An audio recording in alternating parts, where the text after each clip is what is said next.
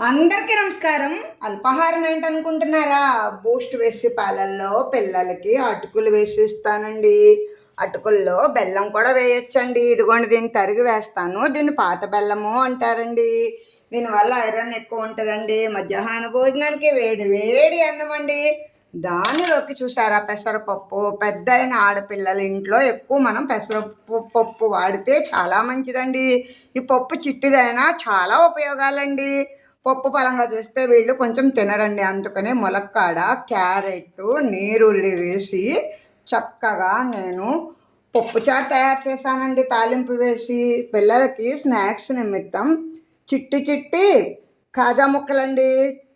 నాకు ఇష్టమైన సన్న కరపూస. నాకు ఇవి ఇష్టమే, కరపూస ఇష్టమే, పాత బెల్లము ఇష్టమే. మా మనవరాలు మాత్రం కీరా దోశ తెమ్మందండి. దానికోసం కీరా దోశ తీసుకొచ్చాను. బాదం పప్పులు ఉంటాను. Bye bye.